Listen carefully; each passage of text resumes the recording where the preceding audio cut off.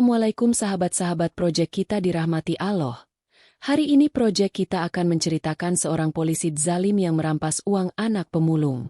Namun sebelumnya saya sarankan untuk menuliskan sholawat Nabi Muhammad agar kelak sholawat ini menjadi saksi untuk mendapat syafaat di akhirat. Like dan subscribe ke channel ini sangat membantu menyebarkan dakwah Islam dan menjadi amal jariah. Di ujung desa Kaliboto, sebuah desa kecil di lereng Gunung Merapi, hidup seorang bocah laki-laki bernama Ian. Umurnya baru 7 tahun. Tubuhnya kurus, kulitnya legam terbakar matahari, dan rambutnya selalu acak-acakan. Sejak kedua orang tuanya meninggal karena kecelakaan truk di jalan utama desa, Ian hidup sebatang kara di sebuah gubuk reot peninggalan almarhum bapaknya.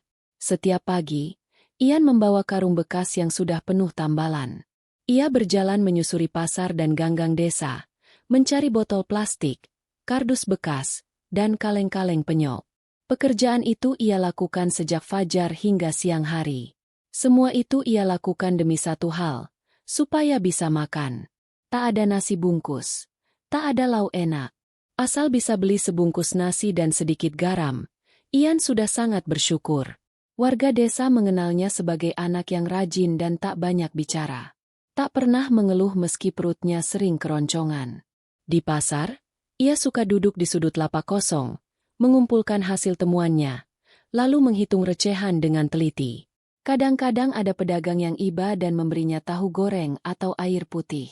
Tapi tak jarang pula ada yang mengusirnya karena dianggap mengganggu.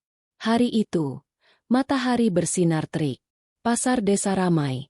Suara penjual dan pembeli bersahut-sahutan. Ian duduk di bawah pohon dekat los sayur. Ia membuka kantong kecil dari kain lusuh berisi uang receh. 100, 200, 500, dan ada selembar 2000-an yang sudah lecek. Ia tersenyum sendiri. Bisa beli nasi 2 bungkus. Bisiknya pelan. Namun senyum itu hanya bertahan sebentar. Dari kejauhan, tampak seorang pria berbadan besar berjalan mendekat. Seragam coklatnya kusut, topinya miring, dan mulutnya mengunyah permen.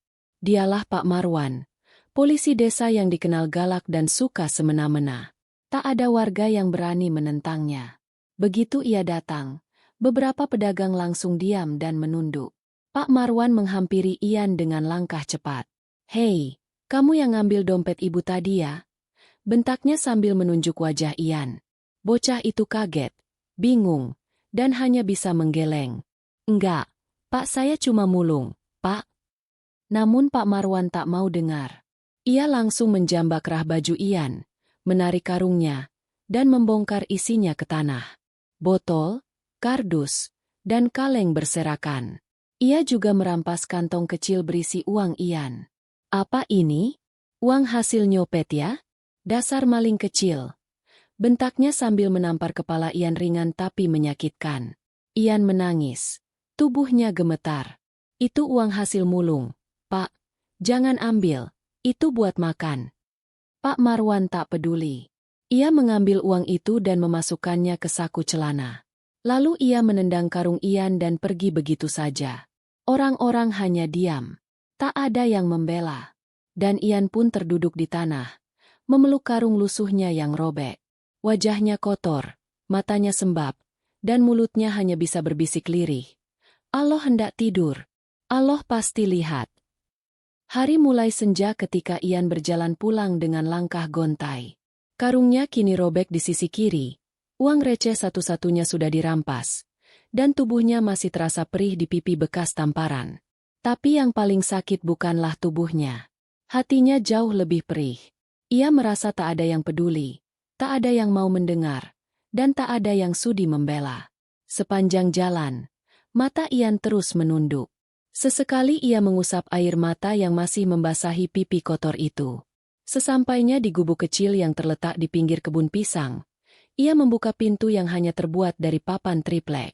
Di dalamnya tak ada apa-apa. Hanya tikar tipis, 1 ember air, dan bungkusan kain berisi pakaian lusuh. Ia duduk di pojok ruangan, menarik lututnya, lalu bersandar pada dinding bambu yang berderit. Suasana hening.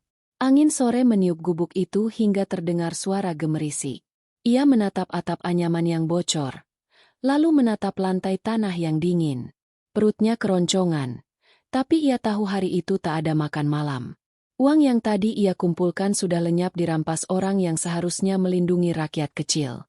Beberapa menit kemudian, Ian mengambil air wudhu dari ember. Ia gelar sajadah tipis yang sudah penuh tambalan. Lalu ia salat dengan khusyuk, meski bajunya sobek dan tubuhnya letih. Setelah salam terakhir, ia bersujud lama sekali. Dalam sujudnya itu, ia mulai menangis lagi. Bukan tangis manja, tapi tangis penuh kepasrahan. Dengan suara serak dan parau, ia berdoa dalam bahasa yang ia pahami. Allah, Ian lapar. Ian capek. Tadi uang Ian diambil orang. Ian cuma pengen makan. Allah, Ian hendak minta apa-apa. Cuma pengen bisa beli nasi. Allah, Ian hendak ngerti kenapa dipukul. Tapi Ian percaya, Allah pasti lihat. Kalau orang yang jahat itu hendak dihukum sama polisi, semoga Allah yang balesin. Doa itu lirih, namun tulus. Tak satu pun manusia mendengarnya. Tapi langit mendengarkan dengan jelas. Tak ada kata yang sia-sia dalam doa anak kecil yang terzalimi. Di luar gubuk, malam mulai turun. Bintang-bintang belum tampak. Hanya ada angin malam yang makin dingin dan suara jangkrik yang bersahutan. Ian tertidur dalam keadaan perut kosong. Namun hatinya telah ia pasrahkan sepenuhnya kepada Allah. Dan di tempat lain, di rumah Pak Marwan yang mewah di tengah desa, sosok berseragam itu sedang duduk santai di kursi empuk sambil menyeruput kopi panas. Tak ada sedikit pun rasa bersalah di wajahnya. Ia justru tertawa ketika istrinya bertanya kenapa ia pulang membawa uang recehan. Uang copetan si bocah pemulung, jawabnya ringan. Istrinya hanya mengangguk, tak bertanya lagi. Malam itu pun Pak Marwan tidur nyenyak. Tapi tanpa ia sadari, keadilan Allah sedang menanti. 3 hari setelah insiden di pasar itu, Pak Marwan mulai merasa aneh pada tubuhnya. Awalnya hanya gatal kecil di pergelangan tangan. Ia kira gigitan nyamuk atau alergi udara. Tapi rasa gatal itu cepat menyebar. Semula hanya 1 titik, lalu menjalar ke seluruh lengan. Ia menggaruknya tanpa henti, hingga kulitnya memerah. Beberapa bagian mulai mengelupas. Muncul bintik-bintik merah seperti luka bakar. Ia pun pergi ke puskesmas desa. Dokter memberinya salep dan obat minum, lalu menyuruhnya pulang dan beristirahat. Tapi malam harinya, gatal itu semakin parah. Pak Marwan terbangun tengah malam, mendesis kesakitan. Ia merasakan sensasi panas dan perih, seolah kulitnya terbakar dari dalam. Istrinya yang tidur di sampingnya pun terbangun dan kaget melihat tangan suaminya bengkak. Kulitnya seperti melepuh. "Mas, ini kenapa? Kok tambah parah?" seru istrinya panik. Pak Marwan hanya menggeleng lemah. Ia mencoba tetap tenang, meski wajahnya menahan sakit. Esok harinya, ia dibawa ke rumah sakit di kota kabupaten.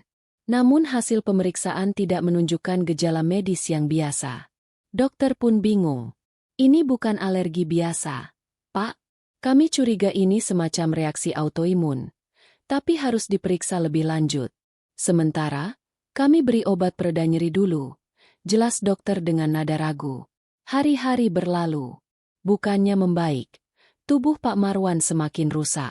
Kulitnya kini bukan hanya mengelupas, tapi juga menghitam dan bau menyengat. Seperti luka busuk yang dibiarkan terbuka. Ia tak bisa lagi memakai seragam dinas. Bahkan untuk duduk saja ia kesakitan. Seluruh tubuhnya perih, gatal, dan panas tak tertahankan. Istrinya mulai menjaga jarak. Anak-anaknya menangis ketakutan saat melihat wajah sang ayah yang berubah. Beberapa tetangga mulai membicarakannya. Ada yang berbisik bahwa itu bukan sakit biasa, tapi mungkin azab dari langit. Dengar-dengar, beberapa hari sebelum sakit, Pak Marwan bentak anak kecil di pasar. Sampai uangnya dirampas katanya. Ujar seorang warga pada yang lain di warung kopi. "Iya, bocah pemulung itu. Kasihan. Sampai pulang nangis-nangis." Desa Kaliboto mulai ramai dengan bisik-bisik tentang kejadian itu. Meski tak ada yang berani bicara langsung, tapi kabar itu terus menyebar. Nama Pak Marwan mulai disebut-sebut sebagai contoh dari ketidakadilan yang berbalik menjadi bencana. Di malam yang sunyi, Pak Marwan terduduk di ranjang. Wajahnya pucat, tubuhnya menggigil. Ia tak bisa tidur. Setiap kali memejamkan mata, ia merasa seperti ada yang mengawasinya. Ia mendengar suara anak kecil menangis. Terkadang terdengar samar-samar seseorang berkata lirih, "Uangku, Pak, kembalikan uangku." Pak Marwan mulai cemas. Ketika sakit menyiksa dan tak ada yang bisa menyembuhkan, baru ia mulai bertanya dalam hati, apa ini akibat dari perbuatanku sendiri? Malam demi malam, hidup Pak Marwan tak lagi tenang. Tidurnya selalu gelisah, wajahnya pucat, dan tubuhnya semakin kurus. Wajah yang dulu gagah berseragam kini tampak memprihatinkan, penuh luka dan bengkak yang bernanah. Di balik perban yang sering diganti, kulitnya seperti membusuk. Bahkan perawat di rumah sakit mulai merasa ngeri setiap kali melihat kondisinya. Yang paling menakutkan bukanlah sakit di tubuhnya, melainkan mimpi-mimpi buruk yang datang berturut-turut. Hampir setiap malam, ia bermimpi berada di pasar desa. Di sana, ia melihat seorang bocah kecil duduk bersimpuh, memeluk karung robek. Wajahnya lusuh dan berlinang air mata. Dalam mimpi itu, Pak Marwan selalu berjalan mendekat. Tapi setiap kali ia ingin bicara, bocah itu menatapnya tajam lalu berkata, "Uangku, Pak, itu buat makan. Kenapa Bapak rampas? Allah hendak tidur, Pak." Dan saat ia ingin berbalik, tubuhnya tiba-tiba terbakar. Ia berteriak, kulitnya meleleh, dan suara bocah itu makin keras. "Allah hendak tidur, Pak. Allah hendak tidur." Pak Marwan selalu terbangun dengan tubuh penuh keringat dingin. Nafasnya terengah-engah, dan jantungnya berdetak kencang.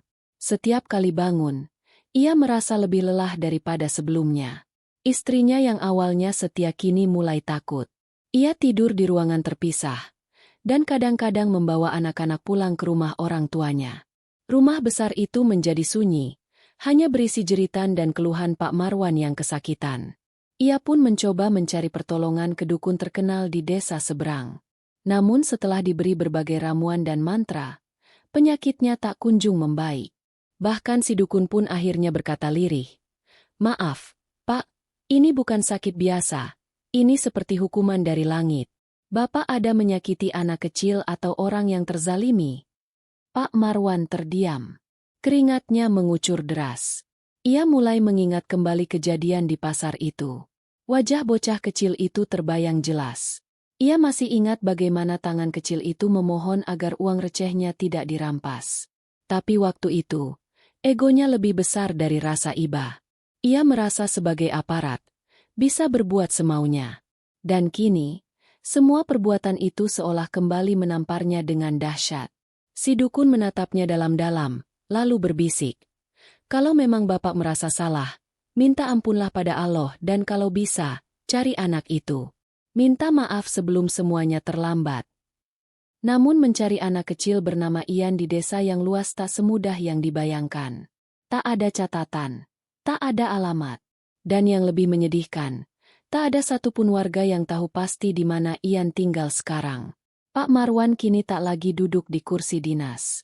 Ia lebih sering terbaring di ranjang kayu di rumahnya. Tubuhnya dibungkus kain bersih agar tak makin rusak saat digerakkan. Tangannya yang dulu bertenaga kini kaku dan membengkak. Nafasnya pun berat, seperti ada batu di dada. Setelah saran dari si dukun, ia mulai gelisah. Ia benar-benar ingin mencari bocah kecil itu. Hatinya sudah tak kuat menahan beban rasa bersalah. Namun karena tubuhnya nyaris tak bisa bergerak, ia meminta tolong pada salah satu petugas desa untuk membantu mencari. Namanya Pak Surip, petugas kelurahan yang dulu sering satu tugas dengan Pak Marwan. Dengan sedikit ragu, ia menerima permintaan itu dan mulai bertanya ke pasar, ke warung-warung, dan ke warga yang biasa melihat bocah pemulung. "Apan jenengan pernah lihat anak kecil, kurus, bawa karung lusuh? Namanya Ian?" tanya Pak Surip di lapak sayur. "Oh, si Ian? Dulu sering ke sini, tapi sudah lama ndak kelihatan. Kata orang-orang, dia ngungsi entah kemana," jawab seorang penjual sayur sambil menggeleng. Pak Surip juga mendatangi beberapa gubuk di pinggiran desa, bahkan ke kebun pisang tempat gubuk tua yang diduga ditinggali Ian dulu. Tapi tempat itu sudah kosong. Tikar reot dan kain bekas masih ada, tapi tak ada tanda-tanda kehidupan. Kemungkinan dia pindah, Pak, kata warga setempat. Soalnya setelah kejadian itu, banyak yang lihat dia nangis, terus besoknya hilang. Mungkin dibawa orang, mungkin juga minggat sendiri. Mendengar laporan itu, Pak Marwan hanya bisa diam. Air matanya menetes. Dalam hatinya, ia menyesal bukan main. Andai saja saat itu ia bisa menahan amarah. Andai ia mau mendengarkan penjelasan si bocah. Tapi kini semua sudah terlambat. Setiap malam, Pak Marwan kembali bermimpi. Tapi kali ini, mimpinya lebih mencekam. Ia berjalan di tengah pasar yang kosong dan gelap. Tiba-tiba terdengar suara tawa kecil, lalu suara tangisan. Dari balik kegelapan, muncullah sosok bocah kecil dengan karung robek. Tapi wajahnya tertutup kain putih.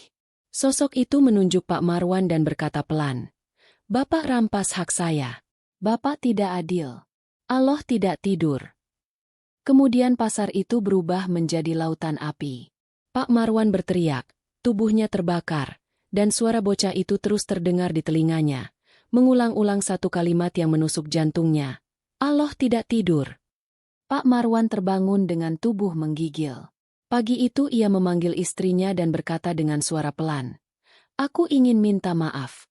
Kalau kau bisa menemukan anak itu, katakan padanya, aku minta ampun."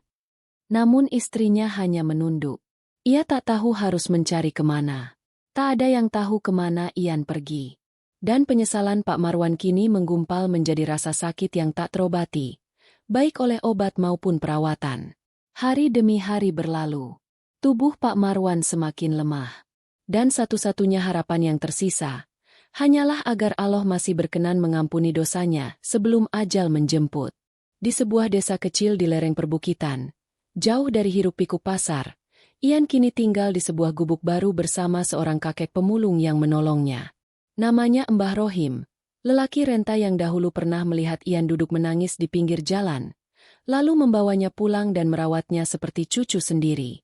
Sudah 2 bulan Ian menetap di sana. Ia membantu Mbah Rohim mengumpulkan barang bekas, memasak, dan menyapu halaman gubuk. Meski hidup pas-pasan, tapi hatinya lebih tenang. Ia tak lagi takut, tak lagi lapar, dan yang paling penting, ia merasa diperlakukan sebagai manusia. Namun luka di hati itu belum hilang sepenuhnya. Setiap malam, Ian masih teringat kejadian di pasar. Uang receh yang dirampas, tamparan yang menyakitkan, dan wajah sang polisi yang galak. Tapi Mbah Rohim selalu mengajarkan sabar. "Nak," ujar Mbah Rohim suatu malam, "kalau ada orang jahat sama kita, jangan dibalas. Serahkan saja pada Allah. Gusti Allah itu maha adil. Sing penting kowe terus sholat, terus sabar, terus ngaji." Ian mengangguk pelan. Dalam hati, ia masih ingin tahu apakah polisi itu pernah menyesal. Tapi ia tak pernah berharap lebih. Ia hanya ingin bisa hidup tenang. Suatu hari, seorang pria datang ke desa tempat Ian tinggal. Pria itu adalah Pak Surip, yang tak sengaja mendengar kabar dari sopir truk barang bahwa ada bocah pemulung bernama Ian di lereng bukit. Dengan menumpang sepeda motor tua, Pak Surip akhirnya menemukan gubuk kecil itu. Ketika ia melihat Ian yang sedang menjemur karung lusuhnya, ia langsung menatap penuh iba. "Kowe jenenge Ian?" tanya Pak Surip hati-hati. Ian menatap pria itu dengan waspada. Tapi ketika Pak Surip menjelaskan bahwa ia datang bukan untuk marah atau menakut-nakuti, melainkan untuk menyampaikan permintaan maaf dari Pak Marwan, wajah Ian berubah. "Bapak itu, yang nyakar uang saya?" tanya Ian pelan. Pak Surip mengangguk dengan berat. "Iya, Nak. Sekarang beliau sakit.